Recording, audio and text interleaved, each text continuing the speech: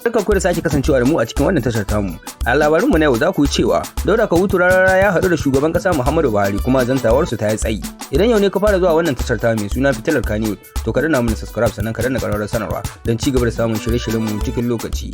Rahotanni sun nuna cewa Dauda Kahutu Rarara ya samu haɗuwa da shugaban ƙasar Najeriya wato Muhammadu Buhari. Idan za ku iya tunawa daman dai Dauda Kahutu Rarara ya shahara ne wurin yin waƙoƙinsa na shugaban ƙasar Najeriya Muhammadu Buhari. To sai gashi kuma Muhammadu Buhari kuma shugaban ƙasar Najeriya ya nemi ganawa da Dauda Kahutu Rarara ko kuma ya sa a kira Dauda Kahutu Rarara. To kuma Dauda Kahutu Rarara ya samu nasarar da ya je wurin shugaban ƙasa kuma har ya samu ganin shugaban ƙasa. Tattaunawar tasu har yanzu babu rahoton da ya rawaito akan abin da suka tattauna, sai dai mun samu hotuna waɗanda suka haɗu da shugaban ƙasa Muhammadu Buhari kuma suka ɗauka. Shugaban ƙasa Muhammadu Buhari ya fara'a sosai a yayin da Dauda Kahutu Rarara ya kai masa ziyara a Abuja, duk da yake ana zargin cewa shugaban ƙasa Muhammadu Buhari shine ya aika don a kira masa Dauda Kahutu Rarara, domin kuwa shugaban ƙasa Muhammadu Buhari yana ganin kima da daraja na Dauda Kahutu Rarara. Idan za ku iya tunawa, tun a baya shugaban ƙasa Muhammadu Buhari ya kira Dauda Kahutu Rarara a Abuja inda ya bashi kyaututtuka daban-daban, amma sai dai babu wanda ya tantance ko miye, domin kuwa ba a baya shi kyaututtukan a gaban al'umma ba.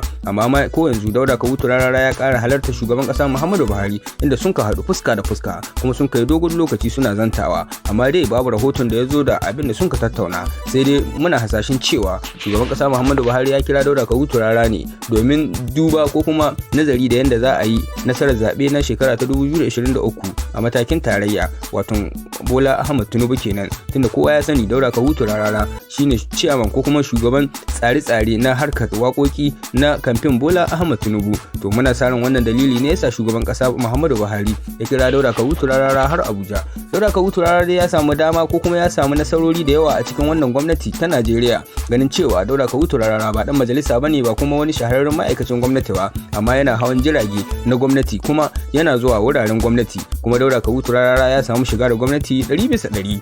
Duk da rikicin da ke gudana tsakanin Dauda Kahutu Rarara da Abdullahi Umar Ganduje kuma gwamnan jihar Kano, bai sa wani abu ya shiga tsakaninsa da shugaban ƙasa Muhammadu Buhari ba, ganin cewa har a yanzu shugaban ƙasa Muhammadu Buhari yana hulɗa ta arziki da Dauda Kahutu Rarara, inda shugaban ƙasa ke ɗaukar wayar Dauda Kahutu Rarara. Dauda Kahutu Rarara ya samu nasarorin nan ne sakamakon waka, kuma Dauda Kahutu Rarara a halin yanzu babu wata muryar mawaƙin siyasa wadda ta dafe tashi murya.